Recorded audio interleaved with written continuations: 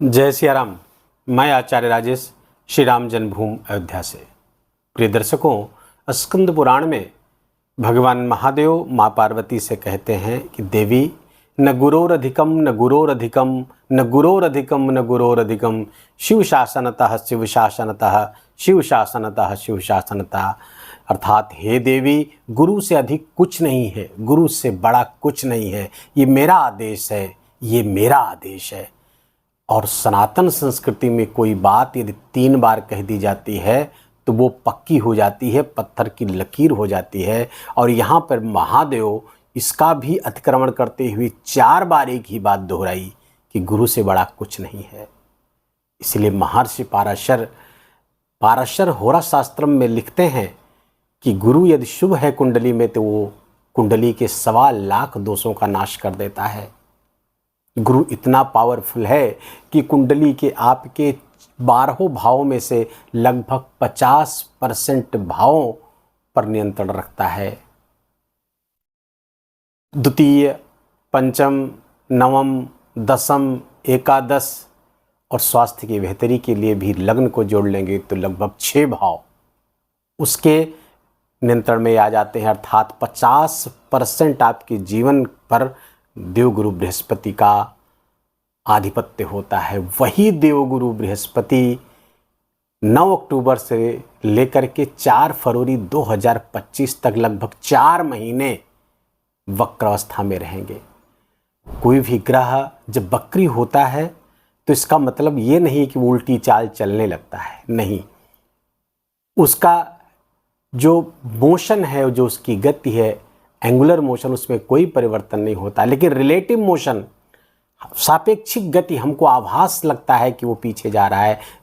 ठीक उस तरह जैसे कोई ट्रेन जा रही हो और हम एक ट्रेन में बैठे हों, कोई दूसरी ट्रेन हमको क्रॉस कर रही हो तो लगता है कि एक ट्रेन इसमें से पीछे जा रही है। ऐसा नहीं होता है, वास्तव में दोनों गति कर रही होती हैं। तो इस ठीक ग्रहों के साथ भी यही है, वक्र गति का मतलब। लेकिन एक चीज़ यहाँ पर है, इस आभास के कारण ग्रहों का बल बढ़ जाता है। देखिए, वक्री गति की ग्रहों की जो गतियाँ होती हैं वो 5 प्रकार की होती हैं: मार्गी, अतिचारी, अनाचारी, स्तंभी और वक्री। अब इसमें वक्री ग्रह का बल बढ़ जाता है। ग्रहों के बल को 6 प्रकार से देखते हैं: आयन बल, दिग्बल, स्थान बल, काल बल, अंश बल और चेष्टा बल। तो वक्री ग्रह का चेष्टा बल बढ़ा होता है। सारावली ग्रंथ में बहुत स्पष्ट करके बताया गया है कि चेष्टा बल अर्थात एफर्ट का बल, जातक जब एफर्ट करता है, प्रयास करता है तो उसमें बल आ जाता है और ग्रह, संबंधित ग्रह उसमें मदद करता है। गुरु वक्री हो रहे हैं अर्थात आपके एफर्ट में, आपके प्रयास में एक बल आ जाएगा। लेकिन यदि कोई ग्रह वक्री हो और आप एफर्टलेस हो तो फिर आप रिजल्ट भी आपको प्राप्त नहीं होगा। ग्रह की गति परिवर्तित होते ही उसके परिणाम परिवर्तित होने लगते हैं। अतः ग्रहों के साथ तालमेल बिठाने के लिए वक्री गुरु को पूरी तरह से समझना आवश्यक है। और ये वक्री गुरु बहुत ही मात्रा में आपको लाभ दे सकता है। सारावली ग्रंथ के 5वें अध्याय के 38वें श्लोक में कहा गया है कि वक्री गुरु क्या करता है? क्वचित राज्यम, क्वचित द्रव्यम, क्वचित पूजाम, क्वचित यशः। कभी राज्य दे देता है अर्थात पद का लाभ देता है, तो कभी द्रव्य देता है अर्थात धन देता है, तो कभी धर्म कर्म में रुचि बढ़ा देता है, तो कभी यश प्रदान कर देता है। इतना बली गुरु आपको बहुत ही परिणाम, बहुत मात्रा में लाभ देने के लिए आया हुआ है। और जो मैंने पिछले दिनों कहा था, पिछले वीडियो में, कि राहु और शनि ये तांडव मचा सकते हैं, क्योंकि शनि राहु के नक्षत्र में प्रवेश कर रहे हैं और वर्तमान में तो गोचर भी कर रहे हैं, और राहु शनि के नक्षत्र में गोचर कर रहे हैं। ये समस्याकारी हो सकता है। इन सारी समस्याओं से बचाने आपको देवगुरु बृहस्पति आ गए हैं और देवगुरु बृहस्पति का साथ देंगे दैत्य गुरु शुक्राचार्य। दोनों गुरु मिलकर के आपको सारी समस्याओं से बाहर निकाल लेंगे। इसीलिए थंबनेल में मैंने कहा, गुरु है तो रास्ता है। गुरु वो रास्ता दिखाएगा जिससे आप अपनी समस्त समस्याओं से इस कालखंड में निकल सकेंगे। ये 4 फरवरी 2025 तक यही गोचर होता रहेगा। फलतः तुला राशि के जातकों के लिए बहुत ही अच्छी स्थितियां क्रिएट करते हुए देवगुरु बृहस्पति दिख रहे हैं। तुला राशि के जातकों के लिए गुरु का गोचर उनके अष्टम स्थान पर हो रहा है, अष्टम स्थान पर ही वक्री होंगे। 8वां स्थान परिवर्तन का है, रहस्य का है, गुप्त चीज़ों का है। देवगुरु बृहस्पति वहाँ जब वक्र गति होंगे, वक्र गति करेंगे तो देवगुरु बृहस्पति देखिए स्वामी कहाँ कहाँ के हैं, आपके पराक्रम स्थान के स्वामी हैं और छठे स्थान के स्वामी होकर के अष्टम स्थान पर गोचर करेंगे। छठे स्थान के स्वामी का अष्टम गोचर करना यूँ तो अच्छा नहीं माना जाता, और उस पर भी वक्री हो जाए स्वास्थ्य संबंधी समस्याएं बढ़ा देते हैं। लेकिन यहाँ पर देवगुरु क्या करेंगे, आपको स्वास्थ्य संबंधी समस्याओं से बाहर निकालेंगे। पहले से कोई आपको रोग चल रहा था, कोई परेशानी चल रही थी, किसी रोग से पीड़ित थे आपको वहाँ से निकलने का मार्ग दिखाएगा। उलझनें जरूर बढ़ेंगी, स्वास्थ्य संबंधी उलझनें बढ़ेंगी, लेकिन उन्हीं उलझनों के साथ साथ आपको वो रास्ता मिल जाएगा, वो तरीका मिल जाएगा, वो ज्ञान मिल जाएगा, वो गुरु की कृपा मिल जाएगी, वो गुरु का चमत्कार मिल जाएगा, जिससे आप अपने स्वास्थ्य समस्याओं से बाहर निकल आएंगे। यहीं पर गुरु चमत्कार करेंगे। जहां पे होना गड़बड़ था लेकिन करना सही शुरू कर देंगे देवगुरु बृहस्पति। उलझने आएंगी, ठीक उसी तरह से जैसे उलझा हुआ धागा आपको मिल जाए, उलझा हुआ ऊन मिल जाए और आप उसको सुलझा करके जब सीधा करके उसको गोला बना लेंगे तो आपके लिए फ़ायदेमंद हो जाएगा। ठीक उसी तरीके से देवगुरु बृहस्पति आपकी मदद करने, एक चमत्कार करने आपके जीवन में इन कालखंडों में आए हुए हैं। तुला राशि के जातकों के लिए देवगुरु बृहस्पति लक्ष्मी नारायण राजयोग भी बनाएंगे, क्योंकि ठीक सामने शुक्र विराजमान धन स्थान पर, आपके राशि स्थान के स्वामी धन स्थान पर शुक्र विराजमान है। बहुत अच्छा गोचर है वृश्चिक राशि पे देवगुरु दैत्य गुरु शुक्राचार्य का। और दैत्य गुरु शुक्राचार्य ठीक सामने 180 डिग्री पर देवगुरु बृहस्पति होंगे।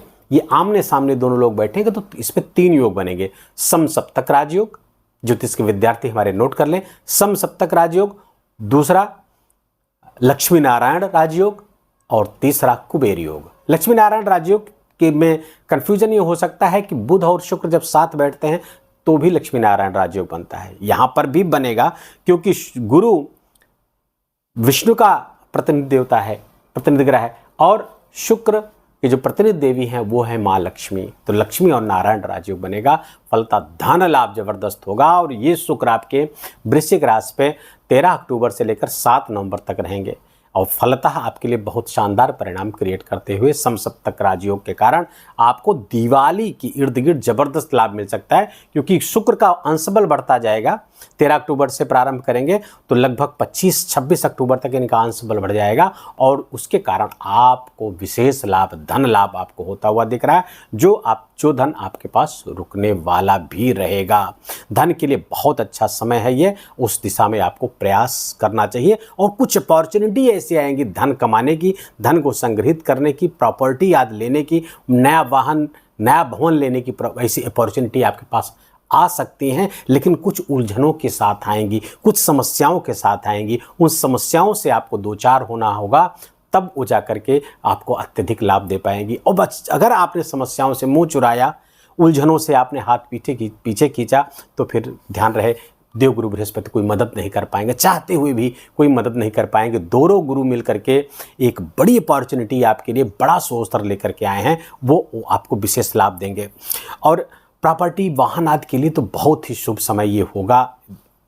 अष्टम पे गुरु का गोचर करना, वक्र होना, तो ये कुल मिलाकर के ये आपके गुरु जो है अष्टम स्थान पर, ये आध्यात्मिकता के लिए बहुत अच्छा है, ये स्पिरिचुअलिटी के लिए अच्छे हैं, साधनाओं के लिए अच्छे हैं, जो गूढ़ और रहस्यमय साधनाएं, कुछ मंत्र की जागृति, कुछ तांत्रिक साधनाओं के लिए देवगुरु बृहस्पति का अष्टम में वक्री होना बहुत अच्छा है। जो ऐसे दर्शक जो देख रहे हैं और जो साधनाओं में रुचि रखते हैं, गुप्त साधनाओं में और खासकर तांत्रिक साधनाओं में, तो उनके विशेष लाभ के योग इस गुरु के वक्रत्व काल में आपको प्राप्त होंगे।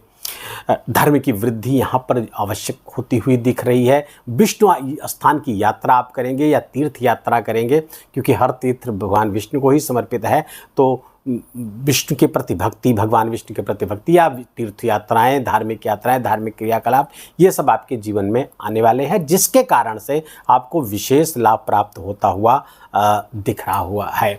देवगुरु बृहस्पति की जो 5वीं दृष्टि है आपके द्वादश स्थान पर पड़ेगी, जो विदेश से भी लाभ को, आपको फॉरेन से भी लाभ देते हुए दिख रहे हैं। कोई व्यक्ति, कोई जातक हमारा यदि फॉरेन लैंड पे रह रहा है, वहाँ काम कर रहा है, तो उसके भी जाने की योग बनेंगे। अगर विदेश जाना चाहते तो वहाँ के योग बनते हुए दिख रहे हैं, या विदेश में पहले से हैं तो वहाँ से लाभ के योग बनते हुए दिख रहे हैं, चाहे नौकरी व्यापार कुछ किसी से भी।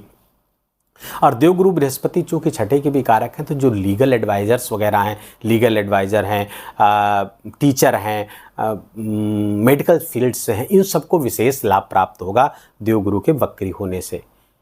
और देवगुरु बृहस्पति के इस वक्रत्व का सर्वाधिक लाभ लेने के लिए आपको कुछ उपाय करने की आवश्यकता रहेगी, ताकि जो उलझनों के साथ अपॉर्चुनिटी आ रही है उस उलझनों को बहुत आसानी से आप सुलझा सकें। उसके लिए करना क्या होगा, विष्णु सहस्रनाम का पाठ आपको कम से कम सुबह और शाम जरूर करना चाहिए। हो सके 3 बार करें, अगर ना कर सके तो सुबह शाम जरूर से जरूर करना चाहिए। और दिन भर चलते फिरते, उठते बैठते, रात में सोते जागते, जितना समय मिल सके नमो नारायण नमो नारायण नमो नारायण मंत्र का जप करते रहना है। इससे देवगुरु बृहस्पति की सर्वाधिक अनुकूलता आपको प्राप्त होगी, और शुक्र की भी अनुकूलता इसी से प्राप्त होगी। कि मैंने पहले बताया कि शुक्र की जो प्रतिनिधि देवी है माँ लक्ष्मी है। नमो नारायण करेंगे तो माँ लक्ष्मी बहुत प्रसन्न होती हैं इस बात से। तो शुक्र की भी अनुकूलता प्राप्त होगी और देवगुरु बृहस्पति की, और इन दोनों की अनुकूलता प्राप्त हो गई तो फिर कहना ही क्या, सब कुछ आपको प्राप्त होगा। जीवन में कुछ भी अछूता नहीं रहेगा। जो उपाय बता रहा हूँ इसको हल्के मत लीजिएगा, इसको अपने जीवन का अंग बना लीजिए, न केवल गुरु के वक्रत्व काल में बल्कि जीवन भर इसको आप करेंगे। ये ऐसे उपाय हैं जो नया भाग्य लिख देते हैं। वीडियो को यहीं विराम देंगे। वीडियो आपको अच्छा लगा हो, आपके काम का लगा हो, मेरा बोलना आपका सुनना दोनों सार्थक हुआ हो तो वीडियो को लाइक करिएगा, अपनों के साथ शेयर करके पुण्य लाभ लीजिएगा, और कृपा करके कमेंट बॉक्स में जा करके जय सियाराम लिखना बिल्कुल भी मत भूलिएगा। मेरा विशेष निवेदन, विशेष आग्रह आप सभी से हाथ जोड़कर। ऐसा वीडियो निरंतर चाहते हैं तो इस चैनल को सब्सक्राइब कर लीजिए, बेल आइकन की घंटी दबा लीजिए, और अपना बहुत बहुत ख्याल रखिए। जय जय सियाराम।